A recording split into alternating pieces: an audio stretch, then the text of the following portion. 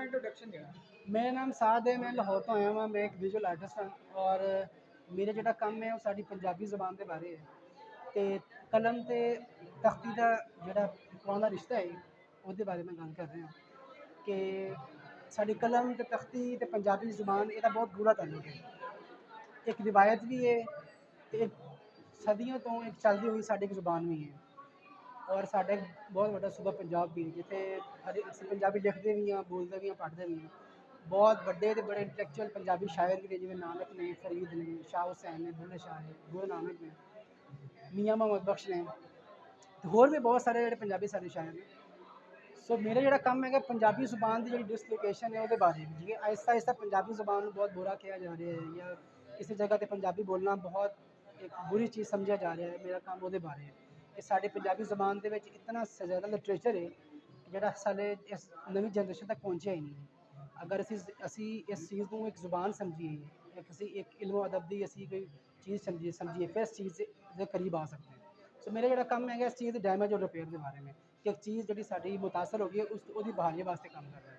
अच्छा सर, थोड़ा जिहा मैनूं ये दसना कि कितने दिनों के माइक थोड़ा नीचे कर लेता है ताकि आवाज़ सही आए। अच्छा सर, मैनूं ये दसना कि कितने दिनों के लिए ये नुमाइश जी चल रही है और मेरा ख्याल है कि नुमाइश 26 तक है, 3 हफ्ते वास्ते नुमाइश हैगी है। यानी रावलपिंडी ते इस्लामाबाद रावलपिंडी को पैगाम दो हाँ, ताकि लोग आन। रावलपिंडी इस्लामाबाद के लोग ने उन्होंने मैं दावत दे रहा कि तंजारा आर्ट गैलरी सैदपुर विलेज ਦੇ ਵਿੱਚ ਹੈਗੀ, ਤੁਸੀਂ ਆਓ, ਤਸ਼ਰੀਫ ਲੈ ਕੇ ਆਓ, ਸਾਡਾ ਕੰਮ ਦੇਖੋ, ਸਾਡੇ ਨਾਲ ਗੱਲਬਾਤ ਕਰੋ, ਆਰਟਿਸਟ ਕੀ ਕਹਿਣਾ ਚਾਹ ਰਿਹਾ, ਉਹਨੇ ਕੀ ਬਣਾਇਆ ਉਹਦੇ ਉੱਪਰ ਪੁੱਛੋ।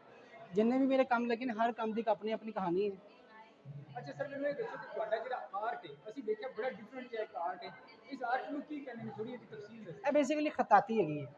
ਉਸ ਖਤਾਤੀ ਨੂੰ ਮੈਂ ਇੱਕ ਸਫੇ ਦੇ ਉੱਤੇ ਕੀਤਾ ਯਾਨੀ ਬਹੁਤ ਅੱਛੇ ਪੇਪਰ ਨੇ ਉਹਨਾਂ ਦੇ ਉੱਤੇ ਕੀਤਾ ਤੇ ਉਹਨਾਂ ਨੂੰ ਫਿਰ ਮੈਂ ਕੁਝ ਵਿਜ਼ੂਅਲ ਬਣਾਏ ਨੇ, ਕੁਝ ਇਮੇਜ ਬਣਾਏ ਨੇ, ਕੁਝ ਤਸਵੀਰਾਂ ਬਣਾਈਆਂ ਨੇ ਤੇ ਬੇਸਿਕਲੀ ਖਤਾਤੀ ਹੈਗੀ ਇੱਕ ਕਲਮ ਨਾਲ ਆਇਆ ਹੋਇਆ ਸਾਰਾ ਕੰਮ ਹੈ।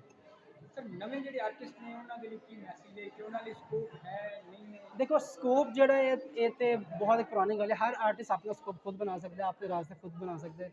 अगर वो पढ़ लिख के सारी चीज़ें करके भी किसी के पीछे फिर जाए कि मेरा कोई फ्यूचर बन जाए तो मेरा ख्याल है उन्होंने इस फील्ड आने तो पहले सोच लेना चाहिए कि मैं इस फील्ड क्यों जा रहा है, की पर्पज़ है इस फील्ड में आने का, मैं क्यों होना चाह रहा, की आइडिया है, वो की करना चाह रहा है, वो खुद करता रहेगा, वो अल्लाह ताला खुद वास्ते रास्ते पैदा बनाता जाएगा।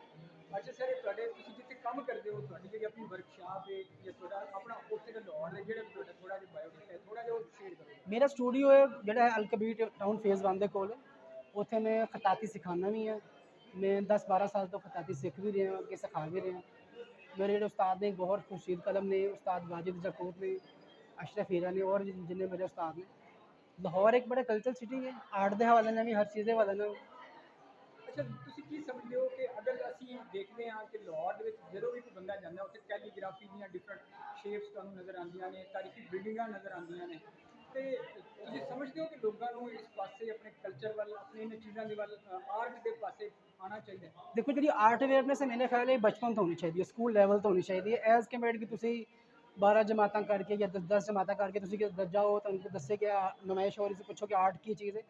आर्ट अवेयरनेस मेरे ख्याल बचपन तो होनी चाहिए, तुसी स्कूल दे तुहानू आर्ट अवेयरनेस होनी चाहिए ताकि थ्रू द एज वक्त गुजरन के नाल तुहानू आर्ट के बारे पूरी इन्फॉर्मेशन हो। आर्टिस्ट कौन ने, वो की करते हैं, वो की बनाते हैं, वो की कहते हैं, उन्होंने अंदाजे बयान की है, वो किस तरह गल करते हैं। सो आर्ट अवेयरनेस मेरे ख्याल बचपन तो होनी, स्कूल लैवल तो होनी चाहिए है।